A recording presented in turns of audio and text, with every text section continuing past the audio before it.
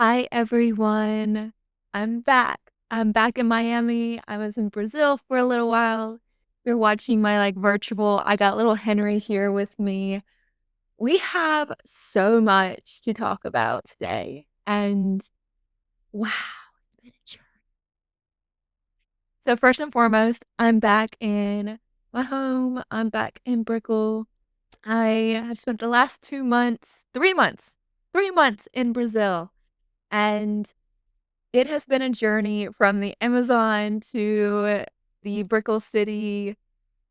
I don't even know where I wanna start, but this is what I do know, is today I want to talk all about going from, all-star, best in class, top tier athlete to when you move out or you move to a different country and you find out that you're struggling and you're not making ends meet or you're not nailing that job that you know that you're capable of. So I'm going to definitely touch on that a lot. This is going to be one of those dual episodes where it doesn't just go on NeuroSelf, but I'm also going to put it on Gringa. And if you don't know what Gringa is, it's exactly how it sounds. It's my experiences whenever I'm in Brazil as a non-Brazilian girl. Um, yeah, I speak a little e falo Portuguese, but at the end of the day, I'm still white as snow. But I love my Brazilians. I love my Brazilian. And with that, I sometimes get a little bit lonely down there. So I feel like I've been on an extra hype this last week because I'm back in Miami where the magic is hot, the people are hot, and the weather is hot. So, all in all, though, I am here and I've been visiting a couple of my friends. I have my local church. I love my local church. Shout out to First Miami if you go there or if you're considering a great church. I love it there. But also, I've been meeting with some friends this week, and it seems like I've heard the same story a few different times, and I just kind of want to address it head on. If it helps you, if it serves you, this is the way to elevate just the collective conscious. And here we go. Okay. So let's say that you are someone that grew up being top of your class. Let's say that school was easy for you, you always had great grades, or let's say that you were a really good athlete and you were always, you know, getting the trophies and winning valedictorian or top in your class. Just you were an expert and you never in a million years thought that you'd be struggling. You grew up, right? We do that. We grow up. Everyone gets older. So you grew up. Maybe you're in your 20s or 30s, whether you have your little stuffies or not. Up to you. To me, I love it. But you grew up and you took a chance. You took a chance on yourself, and you should be so proud of yourself for that. But you moved to a different country. You moved to a different city, like a big city like Miami or New York or London or Boston. You moved somewhere that wasn't like your hometown. And maybe you even had, enough guts to do it on your own, you didn't have a support network, no parents to help you out with the income, you really trusted yourself, and kudos to you for doing that, but let's say somewhere along the way that in all of that trust, in all of that, get up and go energy, you found out that it's not as easy as you planned. Perhaps you even have gotten to the point where you're struggling with bills, or you're struggling making friends, or you just don't you feel stuck. Like you don't know what the next chapter is supposed to be like. And I had a few people tell me this week as they're sitting across the table, and Granted, I share my life when people ask me. I don't tend to share my story whenever it's not brought up, like, if people don't ask me about it, and I think that comes down to it's not that I'm afraid to share, it's more of, like, my story is like a privilege to know, and I've been through it multiple times, been through it, and I've had these, like, post-the-pillar moment, but at this point in my life, I know for a fact that I'm, like, the most resilient, resourceful, incredible human being I know. And that came through having those highs and having those low moments. So, that's what built up me going into clinical psychology, me wanting to learn about neuroscience, going for the master's, going for the doctorate, just really, at the end of the day, just wanting to help people. And in this case, it was helping my friends. And I was glad to do it. And I just want to share just overall kinda how it went and some of the key points that got brought up in the different conversations. And if some of those resonate with you and help you through this time, then we're all winning here. We all are dandy. So, let's go. The first conversation kind of got brought up on what it's like when you move away to a big city and you don't have, like, a safety net or, like, a trust fund or something to fall back on. Like, you have no net. You are literally walking out in faith to achieve your dreams. Maybe you don't even have a job lined up. And this was kind of the story that I had from one of my friends. And they were sharing how they're the first in their family to even think to do something like and how it's so hard and it's been a year for them and they thought that they would get further by now and it's been a battle. And I'm listening. This is kind of my like just taking it all in. I'm not talking, I'm just listening. And whether you're my friend or my client, I kind of see that the same for me. Like sometimes people just want a sounding board and they don't want a conversation. And it's not until people ask for the conversation is when I kinda, like, give more, but they just kinda looked at me and said, like, "Hey, air." Like, "Can you imagine how hard this is?" And I just smiled for a moment, and I was like, "You you don't know this about" and this conversation isn't about me, like, I, of course, will share, and if it helps, amazing, but I came here for you to help you through this, and here's the facts. Baby girl moved here on her own to Miami. It was not even the first major city I moved on my own to. I moved to New York. I have moved abroad. I've done a lot of things on my own. When it came to I am, like, walking on faith to this new city. I didn't know anybody, and when I moved to any of these cities or countries, maybe a couple of countries I moved to, I knew, like, 1 or 2 people, but I didn't know, like, a group of people. When I moved to Miami, I didn't have a job at all, and I still technically don't have a job. I I work for myself. So, with that, I didn't have network. I didn't have, like, my parents able to help me build, uh, an income or furniture or anything, like, I really was on my own, and I was young, I was, like, 20-ish, when I moved to Miami. So, with that, I did have to share that with him and be like, "Hey, yeah, I didn't have that. What you are complaining that's, like, setting back" and maybe not complaining is the best word, but, like, what you're sharing is your setback. A million people have had this setback. A million. Like, that is actually the normal thing, and I think this is something that we need to talk about more whenever you live in Miami or in New York or whatever major city. It's that when you move on your own, most people don't have resources.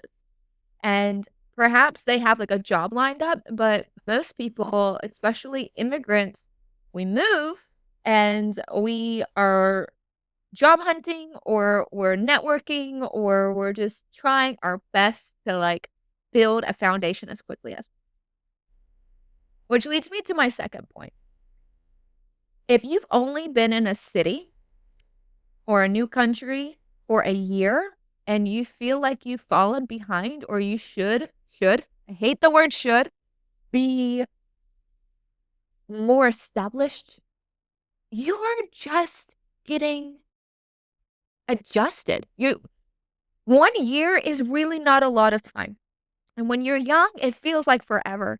But as you build and get older and mature, you'll realize 1 year is not a lot of time.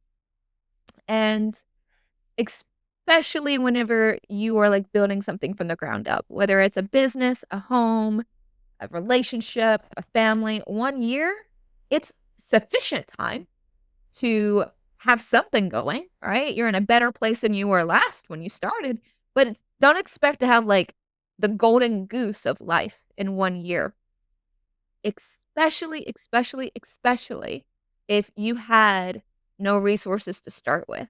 Like, you collect those resources as you go, and it's more of a, can you continue to collect, repeat, make a new friends, decipher if that's, like, a good project for you, fail, fail, fail, fail. This is my third point, I'm getting into it. But you are collecting as if you're collecting Easter eggs or knowledge. You are exploring. You're not gonna have everything set up in a year. Like, it's around year 2 and 3 that you're way more established. And that's granted you don't fall any rabbit holes, which we'll get to that here later. But point number 3 is what I shared with actually a couple of the people I met with. So one client I met with and one friend I met with. And I shared with them that I have had to rebuild my life, my career, my home multiple times in the last 12 years of being in Miami, multiple times, like crash and burn. Like, I had a whole business for like 8 years with multiple stores and thriving, and COVID hit, and then I had to rebuild again, and then I decided to go back to school for, like, my master's and, like, all these different things. So, the whole point is even if you get established and you're good for a while, you're going to be commanded to change at some point, whether it's your love life, whether it's your business, whether it's your physically moving apartments or houses. And what I shared with each of them is I need you to go out and fail as many times as possible. Like, as many times as possible. Like, that is the goal, is fail, fail, fail, but not just fail and give up, but, like, fail and get back up. Ooh, that felt good to even say. Like, fail, fail, fail, fail, fail, but fail and then get back up as quickly as possible. Do not stay down. And this is a skill that you get better at the more you practice it. You have to get back up. And you can get back wounded, you can get back broke, you can get back up heartbroken. Remember Taylor Swift, I can do it with a broken heart. I've been there. So, but you gotta get back up. And the quicker you get back up, the quicker you get to your goals. And one of my favorite things that I say is, like, my own personal mantra list is the faster I'm failing is the quicker I'm getting to success. And I apply that to business. I apply that to marketing strategies. I apply that to relationships. I apply that to just every single time I fail myself. And I did something that I thought I had graduated from or I had healed from, and I was like, "Ooh, I made a mistake. Okay. or something happened that came out of left field, but I got back up. So that was my point number 2 for 2 of those individuals. It's just like, okay, it's going to happen. What are you gonna do about it? And that led into, like, a little bit more of a mindset shift, and I saw that with each of them of, "Okay, how many times do I have to fail?" And I'm like, "You're missing the point." But at the end of the day, it's not how many times. If I have to give you a hypothetical, you're gonna fail 100 times and get, like, 3 sales or get that dream relationship or that paycheck, then fine, make a game of it. No one's stopping you in your neuroscience games. But the point is the failure is only meant to evolve you. It's not an end game type of strategy. So this kind of got brought up when I was speaking to my Bible study group about how the resurrection kind of encompasses like the absence and the presence of Jesus and God.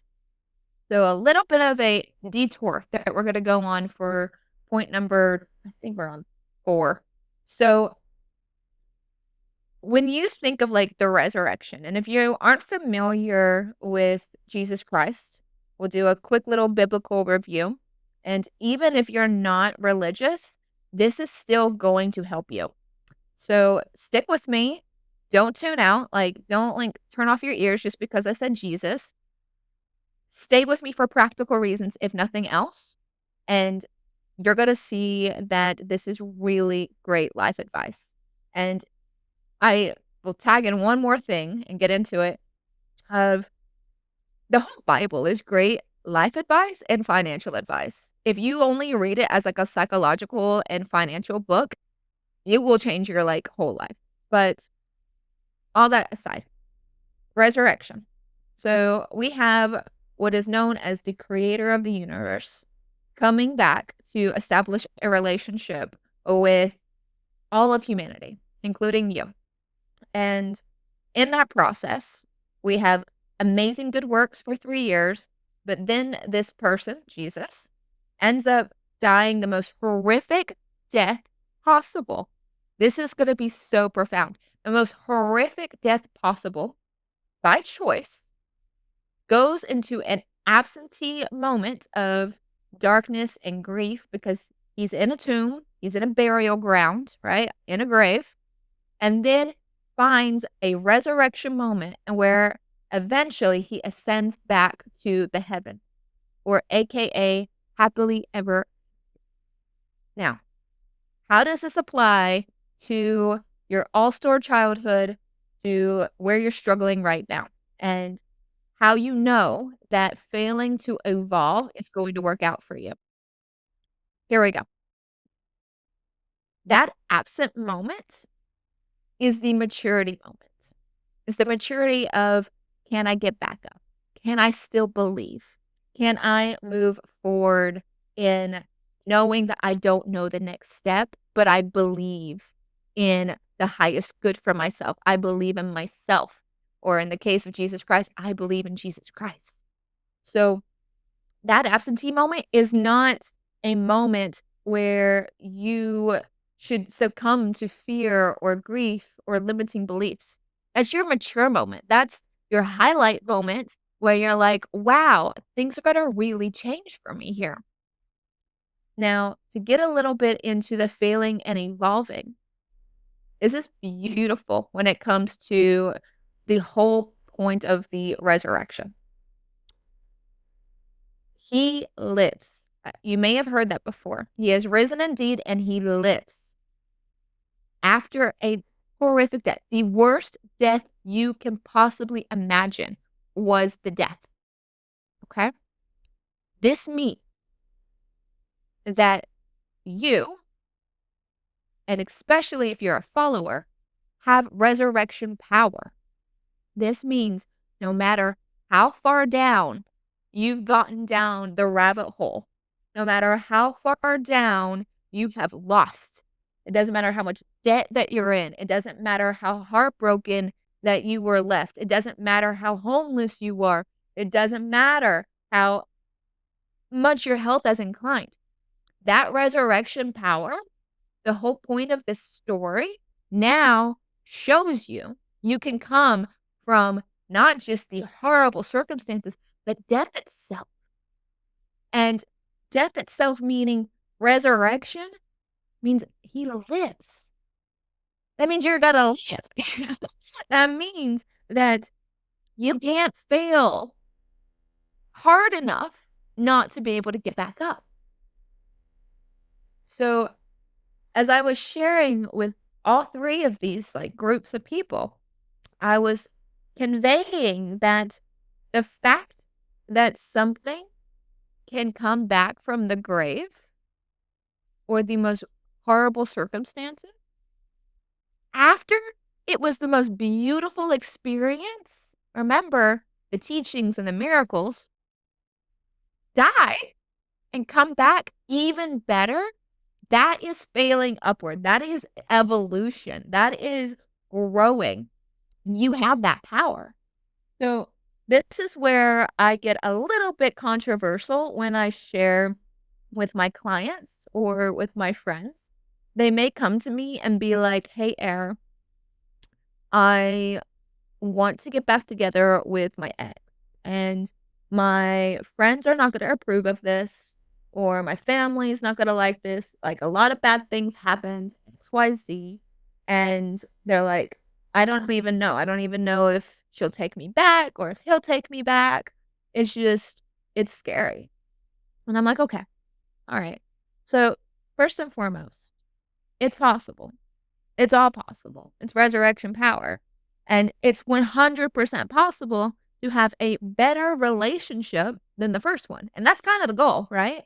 So, that resurrection power that brought things back from the grave means that your marriage can be brought back from the grave. That means that the debt can be brought back to the grave into flourishing and having more than you can possibly imagine to be able to give to people and help people. Like, that means that your business that failed can come back and you can be an even stronger entrepreneur or creative strategist or what have you, and just immediately realize, just like the ascension, that you're back and you're back better than ever. Relationship, money, health, it can all come back. And the whole point is you're in the middle of the story. When you are across the table from me or across the screen from me and you are afraid. And this is kind of where I took it home with my friends and my clients and my group of when it comes to not meeting the expectations of who you once were and you feel ashamed or you feel like you're just not enough anymore and even sometimes broken. My number one prayer for you, my if I could give you any bit of advice or love today, would be to share with you that this is not your identity.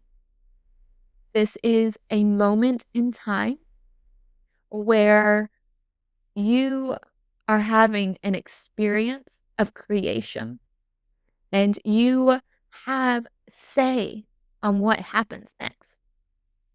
Like, you take everything I've shared so far in this message and you apply it and you really sit with it, you're gonna be just fine. And maybe you already feel that way, that you know that you're gonna be just fine. And that's beautiful. That's what I want you to walk away with. But what I also want you to walk away with is this identity is not part of this moment. They're separate. Who you are is not defined based off of what's happening around you. I share this with all of my clients, and it takes them traditionally 3 months to really get it, and it's like the light bulb comes on. But the light bulb goes off, I should say. but I share with them the outside world is dead and the inner world is alive. Your mind, your feelings, your beliefs, your ideas, these are alive things. Everything around you is something that was already created, whether it was by another person, by you, your circumstances, it was already created, which means it's already served its purpose in a lot of ways. So you have the ability to now, from your alive self, your inner consciousness, to be able to create whatever happens next. And the quicker you wrap your mind around that, the quicker we get to create really beautiful things because you do have resurrection power. So I shared this with all of them and I've shared it with you now. And I hope that it really helps you through this time. That's again, my greatest prayer. And if you'd like, I'm going to give you an invitation that you can work directly with me, whether it's virtually, whether it's in person. I am available. My website is neuroself.io, or you can message me on Instagram or TikTok. I've been going viral on TikTok lately. I hit like 1 million views on a video. It was incredible. But all that aside, you can find me. It's Airs Therapy on TikTok. So I'm available. I'm available to help. I'm available to serve. And I have like a great deal. It's like $42 a month if you're a new client for the first 50 clients. And that's my little birthday special. And I'm happy for it. I'm really happy to be able to just see people thrive, especially whenever it brings you back to who you are as a person. So, other than that, that is my whole TED Talk for the day. And I hope that it resonates and I hope that it hits. So, until then, ciao.